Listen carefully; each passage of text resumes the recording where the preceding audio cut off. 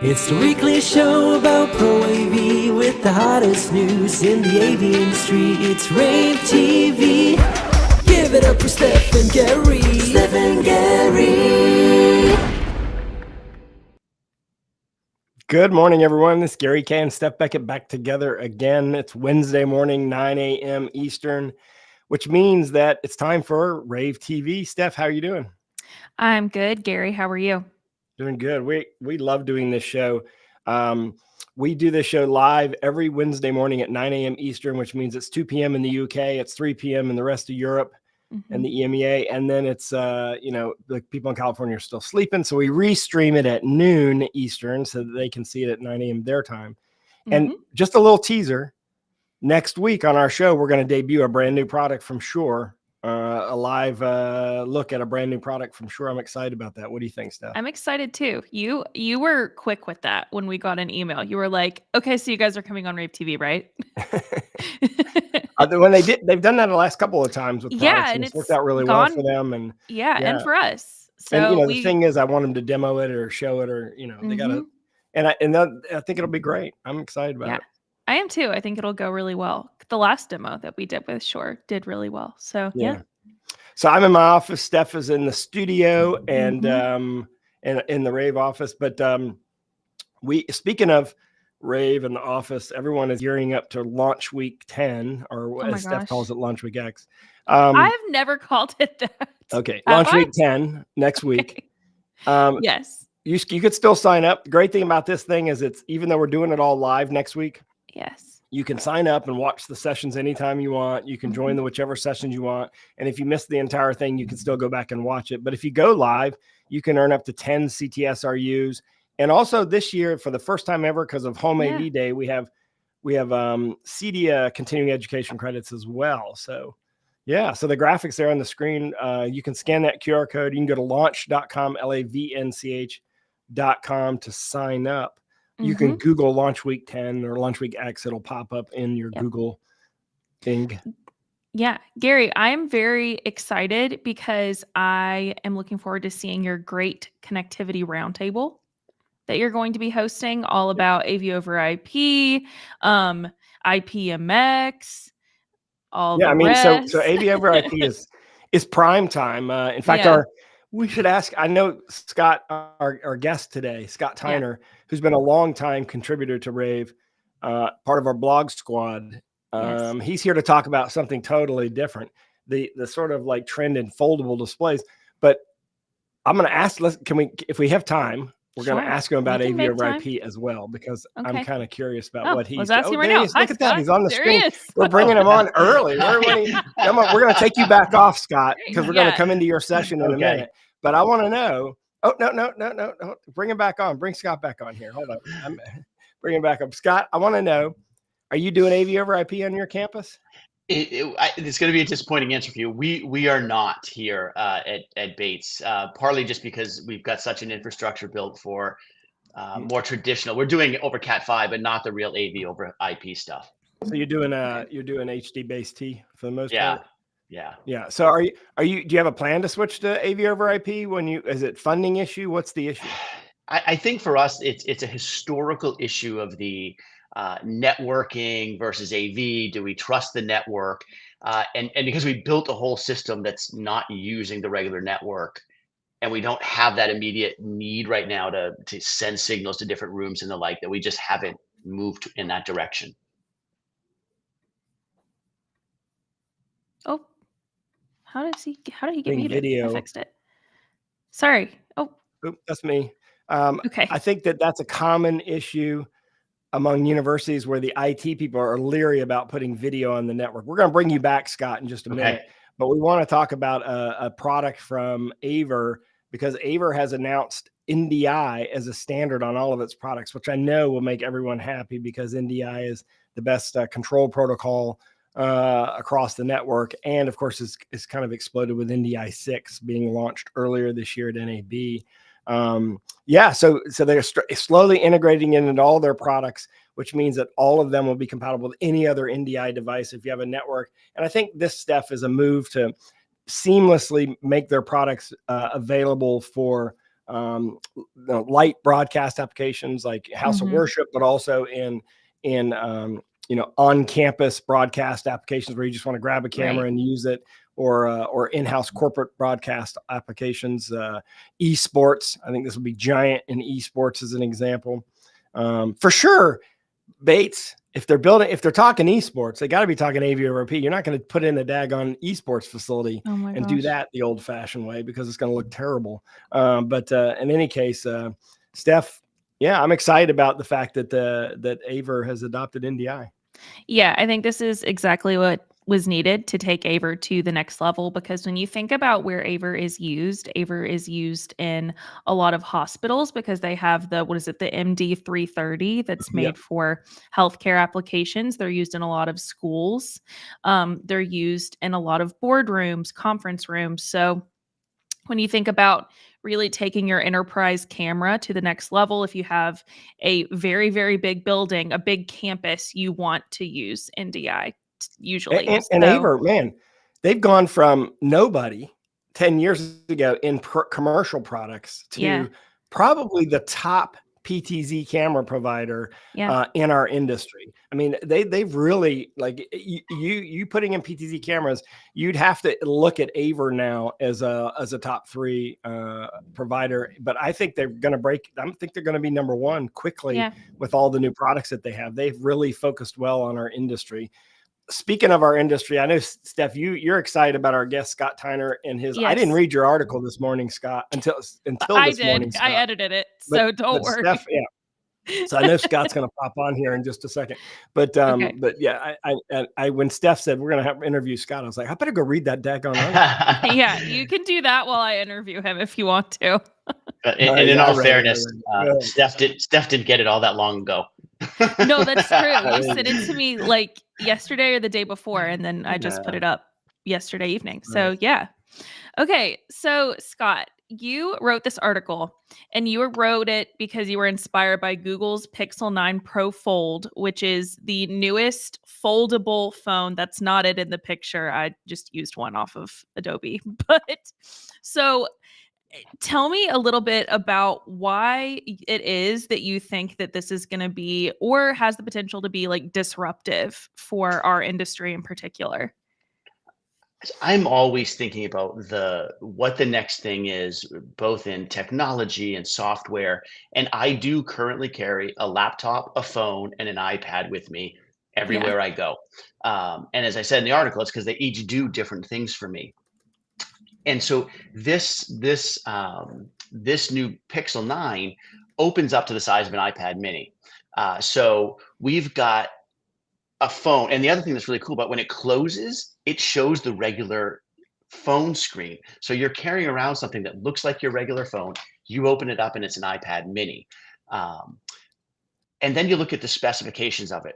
16 gigabytes of RAM, a 256 hard drive, upgradable to 512. This is a computer that you're carrying around in your pocket that is more powerful than a computer you had on your desk 10 years ago. And so then you start thinking about, there are these other devices out there. Lenovo puts out a foldable laptop, right? Pretty neat. It's still a laptop, though. It doesn't have all these other features that come with the phone. So now you add phone, you add cameras all over the place, you add some microphones into it, data. And then you start thinking, we're not quite there yet, but how do you unfold this to be even bigger? I mean, that's the question that an engineer that's much smarter than me is going to have to figure out one of these days. How do you fold it a few times so it actually can come up to a decent size once it's open? And then I start thinking about, you're in a meeting room and there's software connecting these devices that is using the cameras. I'm sitting across from you and my camera knows you're talking, so it focuses on you. And so now we're getting this true hybrid meeting experience. Because I also think, by the way, hybrid meetings are still pretty poor. If I can avoid a hybrid meeting, I avoid it. So as I think about this, I get really excited about this. Oh yeah, and we have a picture of it that we just put up right now so people can see exactly what it looks like. So yeah, when you unfold that, a lot of real estate, like, that's a tablet basically. So I'm glad that you brought up the Lenovo ThinkPad X1, because how would you compare that to a phone in terms of like practical use? So I think the problem that we still have to figure out Yeah. is, what do you do with a keyboard? And so Yeah. even a Lenovo, so sure it's foldable, and I guess that's where I'm kind of stuck. So Lenovo's Right. cool, but I at the moment I don't need to I don't need to fold my laptop. And so how do you get some kind of a soft keyboard or some kind Mhm. of a hologram keyboard, Okay. something that advances that ability to use that whole device? Right. And I'm also going to fully recognize I'm just of this generation where I use a phone, I use a tablet, but you give me a computer. Even right now, I'm using a Surface 9. I don't Yeah. ever touch the screen on the computer. Yeah. Um, but I think that that's very different. If I watch my kids, Mhm. they'll sit at a computer that is not a touch screen and they'll start reaching out trying to touch the thing. Yeah. So we're getting that different point where maybe even my thinking of, oh, I need a physical keyboard isn't actually what other people are thinking. Yes. Okay, and my next question is, at what point are we just coming full circle where it's like, okay, that's a flip phone? I actually laugh at that because I've talked to many people who would still like to have their flip phone. Right. Um, They missed the or T9. yeah, or you the other one you always risk in these technology discussions, or you just get to the point where you just say, this device is just bloated. I Yeah. I actually much preferred having 3 different devices. For me, the piece that really got me was this idea of everybody in a room has this kind of similar device out. Because I can't remember the Mhm. last time I was in a meeting and people didn't have technology out. Yeah. It doesn't happen. Um, and so that's that idea of, to me, is what can you do with that in either in a classroom or a boardroom? How do you tie in all those devices that somebody has? That's true. It would have to be the most user-friendly thing in the entire world, though. If people are going to replace every device that they have with just one, yes, it would have to be super powerful, and, it would have to be able to do a ton, but it would also have to be so easy to use, or else, like you said, like, it's just gonna be so bloated with all of this stuff that's in it that, like, no, everyone's gonna be overwhelmed, and I don't wanna use that. Yeah, it definitely would have to be. And I think that we see more and more Windows and the products, Mac, they're trying to develop these very user-friendly touch Mhm. screen interfaces. So, I agree with that. It would definitely have to be very user-friendly. Okay, here's Hey, Gary. He's back. hey, I wanted to pop in there. That I have a picture of. I just went to the website and got the Lenovo ThinkPad X1 Fold. Mhm. And as you can see, we'll pop that up here if we can in just a second. And you'll see what Scott's talking about. It's a display on both sides. And how do you deal with the keyboard for this? Because you put the keyboard in front, you use a virtual keyboard. The reason why I came on, and I want to mention something about that, is that Scott, I don't know if you know the history of the iPhone and sort of and Steve Jobs concept there, but they actually developed the iPad first, and they felt like the industry wasn't ready for it, so they put it on the shelf. They actually built the iPad, they had the interface for it, and they realized the keyboard was the key thing. There was how they were going to deal Okay. with the keyboard.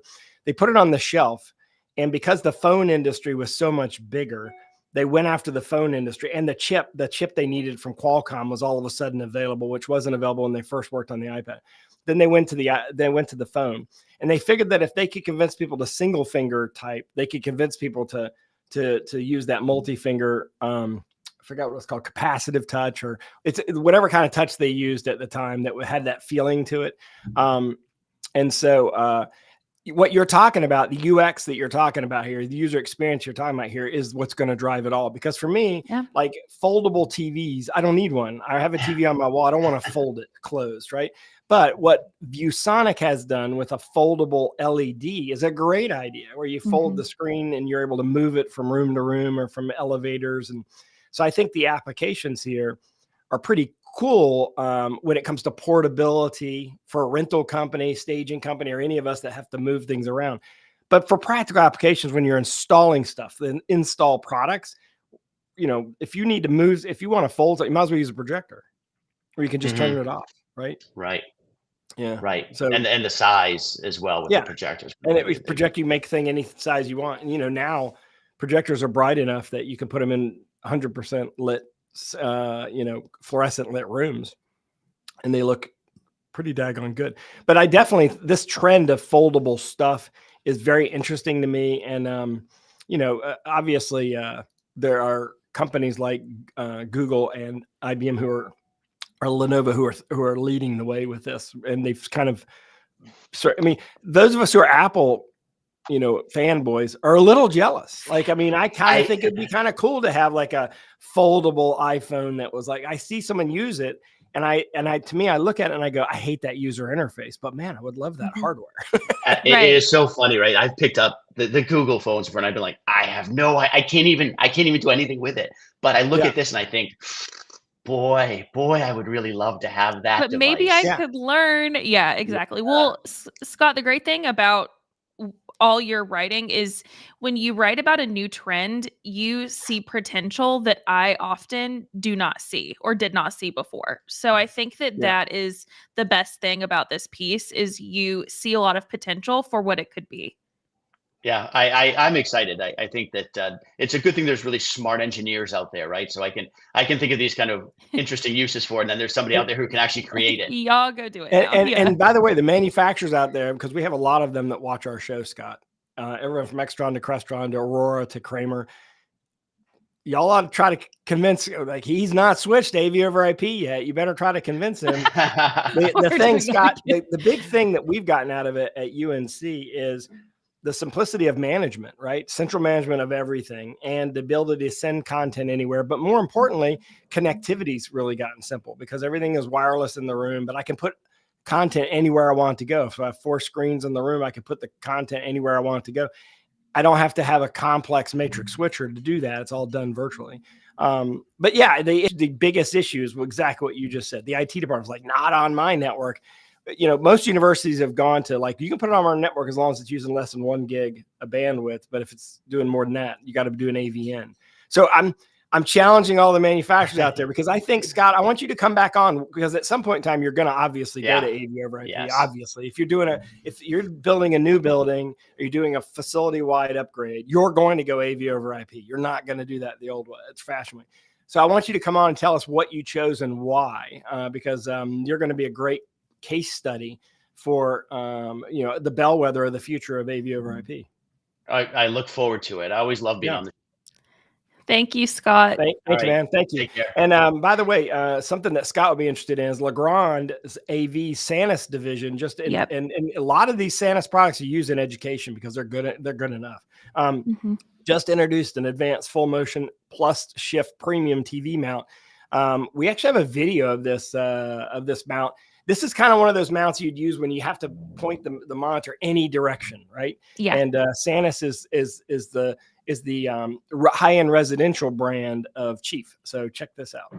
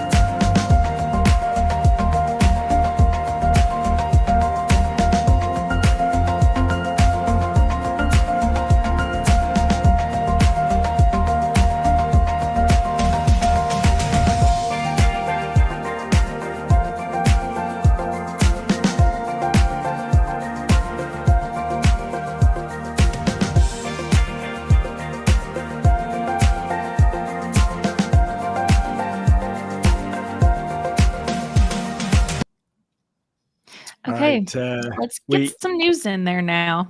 Yeah, in fact, I guess the first piece of news is kind of immersive because our partnership with AV Nation has produced a bunch of stuff. If you haven't been paying attention, our home AV newsletter is in partnership with, or sorry, I should say, our high-end residential, our end user facing publication, AV Buyers Club, is in partnership with AV Nation to kind of change the industry and bring in more end users into the industry. And one piece of that is covering stuff like this. This is Crestron's new experience center, which just opened up in New York City. And Tim Albright is there right now. Steph, I'm looking forward to seeing it next time I'm in New York.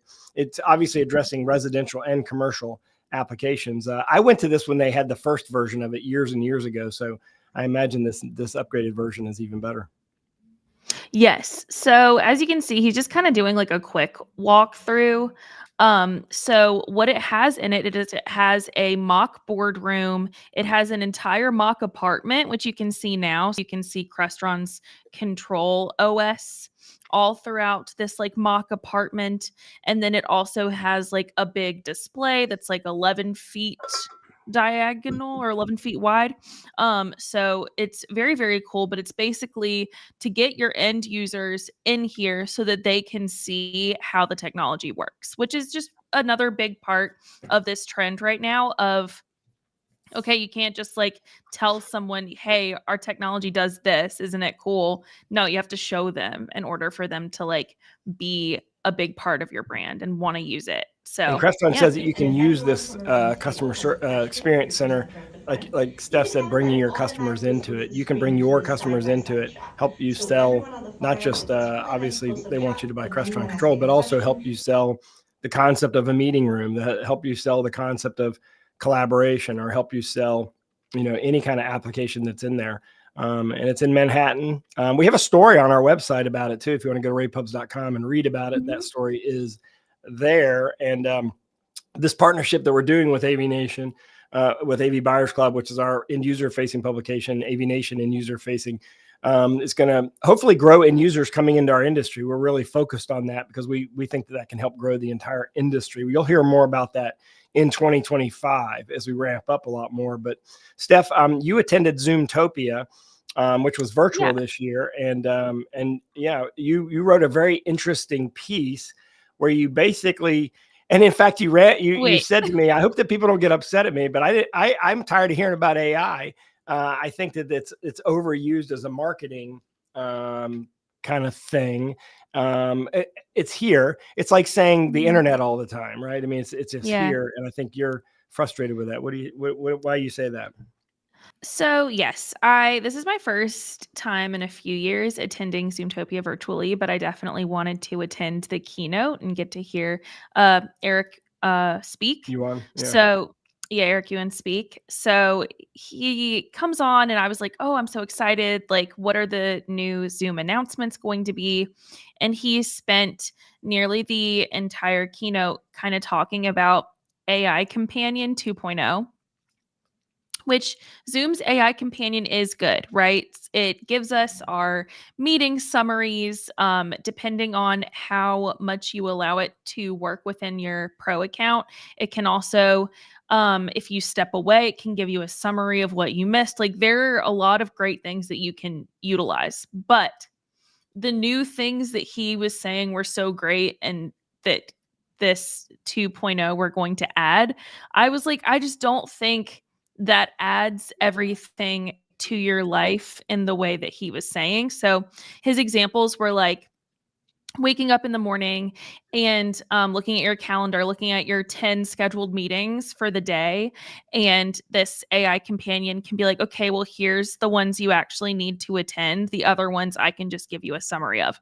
Okay, but like, can't I pretty much look at my meetings the day of and be like, okay, well, I really only need to attend 5 of these, so I'm just gonna I can't wait to go to a meeting where nobody shows up and I have a meeting by myself, and then everyone reads the AI companion from it. It'd be quite interesting. And it's but between you and me, we could have meetings by ourselves. Yeah, some people couldn't. We could, because we like to talk.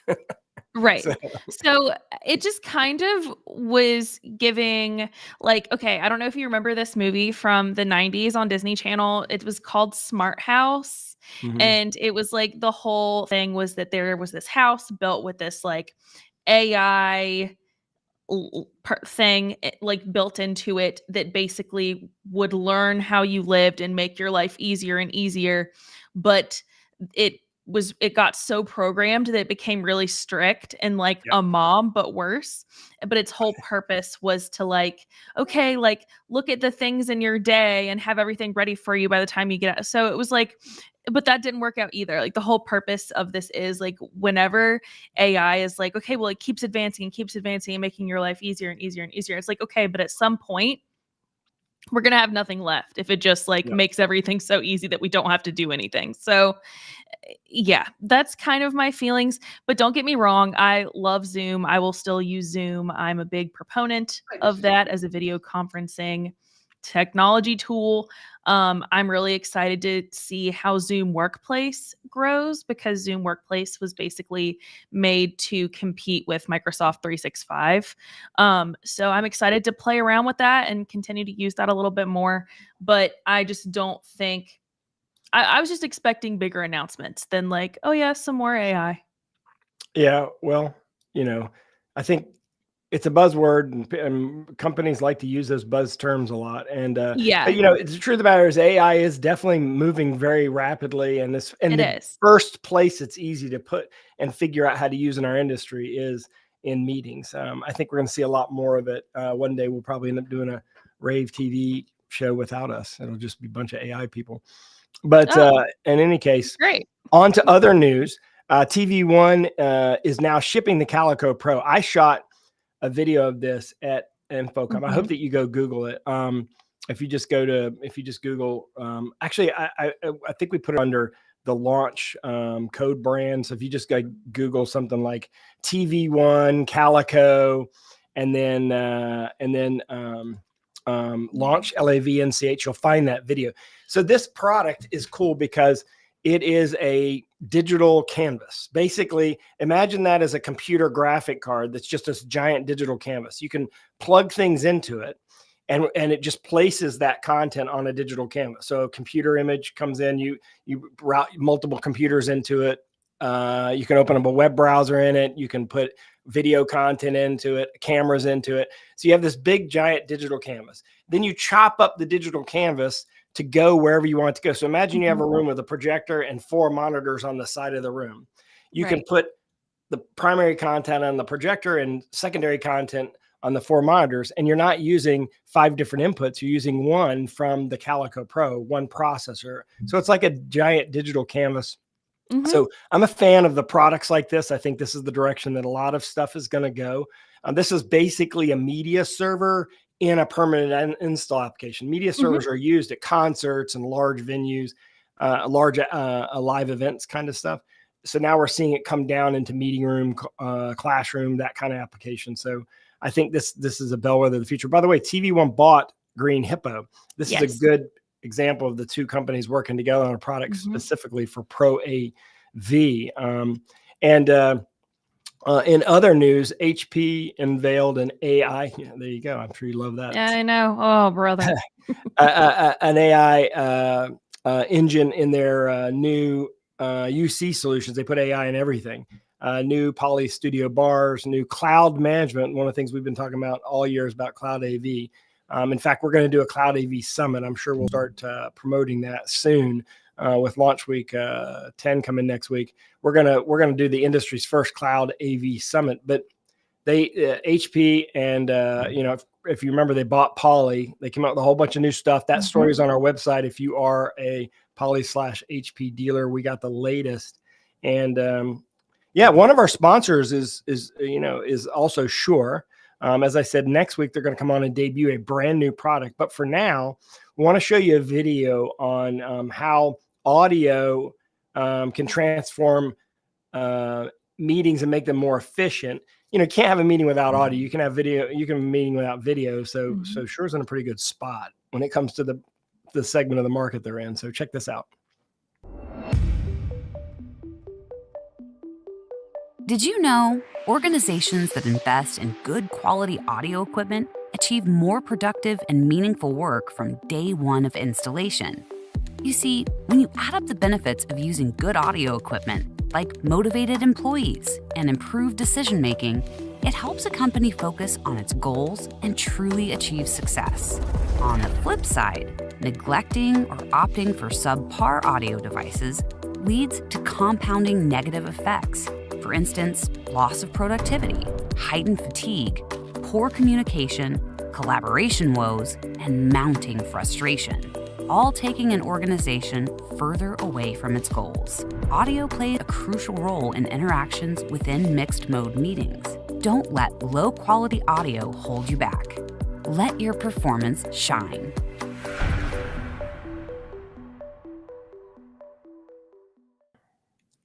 Hey, good news. For those of you who are paying attention to the Calico Pro story that we just covered for TV One, while we were on the break, our producer, Kayye, embedded the video I was talking about in the story. So you can actually see the video we shot at Infocom, a launch code video we shot. Launch Code is our emerging technologies publication. And that video is in that story now, so you can understand what that product does. In other news, I posted a blog, Steph, this week about Logitech's new Extend product. They did two announcements at one. Number one, they came up with an Extend product, which basically it's like the Barco BYOM, bring your own meeting, Barco conference, ClickShare conference product, specifically for Logitech products. So what I think this does, it's basically a USB connectivity product, right? USB-C connectivity product that will power your laptop and allow you to join a meeting using your own meeting application. So instead, if you walk into a room and it's a Zoom room, you can have a Teams meeting in it, right? As long as it's got Logitech gear in it.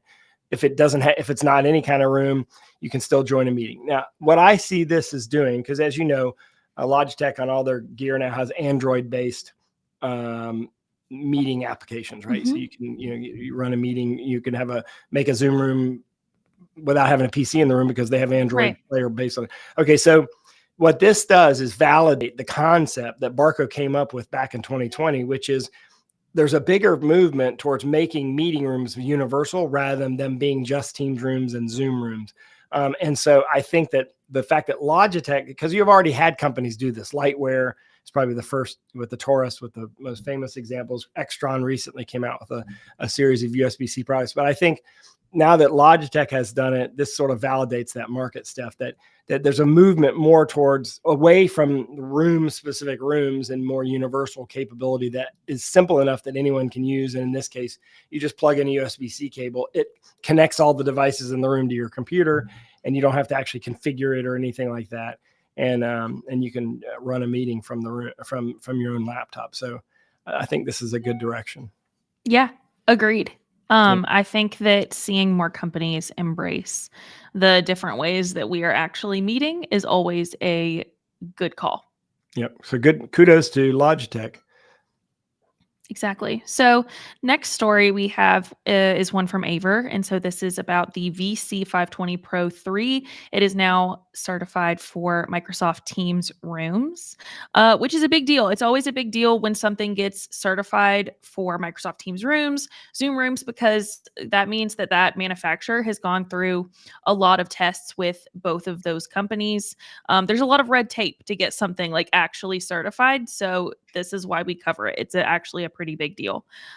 So this means that it's going to have a lot of reliability and seamless integration with Teams. So it's going to be a really, really easy thing for users to come into that meeting, and the camera is just going to work with your Teams meetings. So yeah, definitely check it out. The full story is on ravepubs.com. And did you know, Steph, that October is Cybersecurity Awareness Month? And we have an article on our website that gives you some tips on how to protect yourself individually. You don't have a lot of control over your company. Hopefully your IT department's managing that. Number one is we talked about this last week, using strong passwords rather than your kids' names and birth dates. Yeah. Turning on multi-factor authentication, which this is on our website, ravepubs.com. Look carefully at emails that you don't recognize, because if they look strange, they probably are strange, and you probably shouldn't. That reminds me of one that has been absolutely, like, all of our interns get this email. What's that? And so many of them have been like, Steph, is this real? And I'm like, read it again and tell me if that's real. It's an email that seems like it's from you. Oh, And it okay. is asking these interns to go to the local drugstore and buy like $700 in gift cards. And Yeah. you need it right now and to hurry. Yeah. Yeah. That's And not they're strange at all.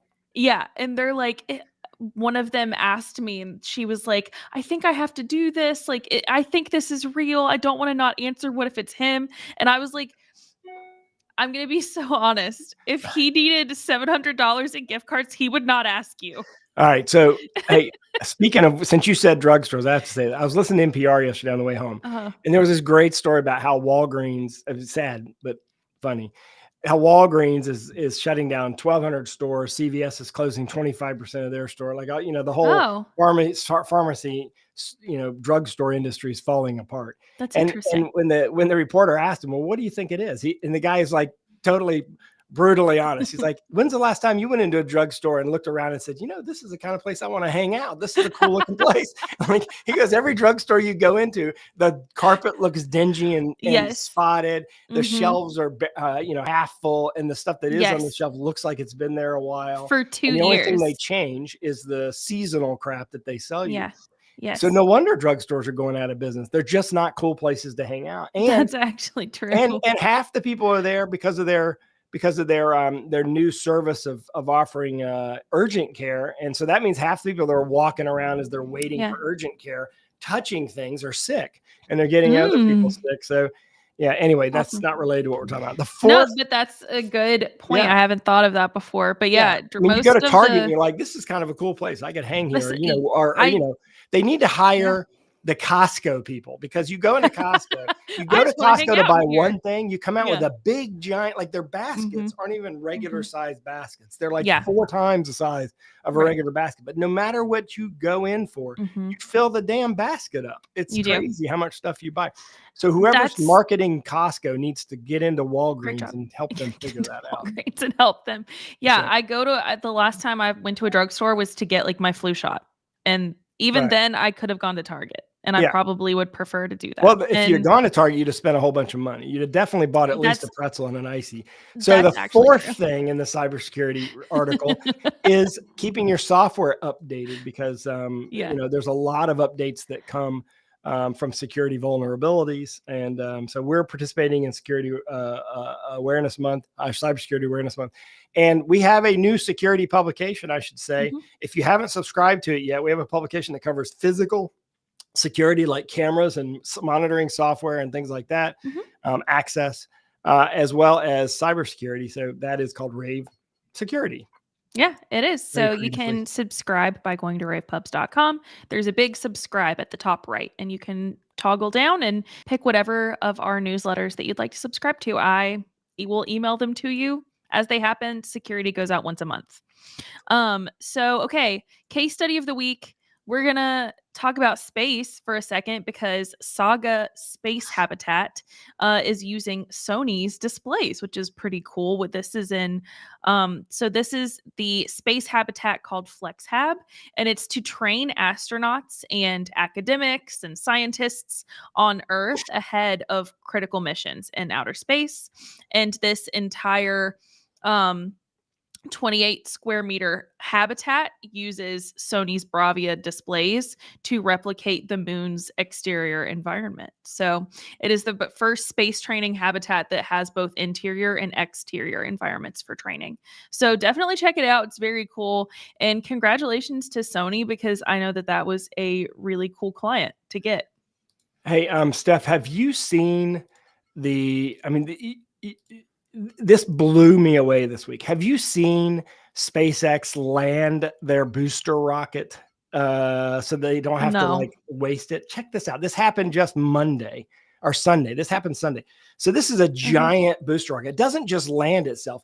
It lands itself back into the actual launch pad thing by itself. That is something that no one else has been able to figure out how to do. The thing catches itself inside of the actual launching pad. So they don't, like the other brands, like Blue Origin lands it in the desert and then they pick it up and they move it, and it takes like months to move it.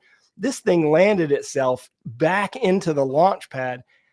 That was amazing to see. I mean, we are cool. experiencing a whole new world of space. I know that this is not related, but you said that our case study of the week was space. I had to show this.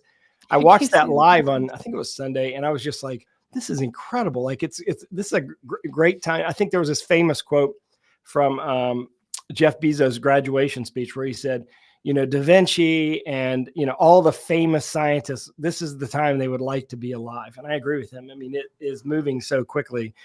People, you know, all these famous, you know, inventors would just be blown away by stuff like that. But just one last reminder, launch week 10. Please sign up for Launch Week 10. One last reminder, Launch Week 10. We will be coming to you live during Launch Week 10 next week, and we will include a brand new product launch from our partner, Shure. So definitely be sure to attend. Sign up for Launch Week 10 if that's not a reason to, just to see me and Steph and Megan and others every once in a while. So, yeah, it's going to be awesome. We have worked really hard at getting you guys a really, really great lineup of content, relevant panels. So yeah, it's going to be 4 days filled with education. Again, it's 2.5 CTSRUs per day. So if you need 10, you know, that's a third of what you need to renew every 3 years. So come on and join us each day, or you can just join us on the relevant days for you and your organization. And like Gary said, we are also giving CEDIA continuing education credits for Home AV Day. So we hope you join. Please tell your friends. It's going to be fantastic, and we can't wait to see you there. All right. We'll see you next week. Thanks, everyone. Bye. It's the weekly show about Pro AV with the hottest news in the AV industry. It's rAVe TV. Give it up for Steph and Gary.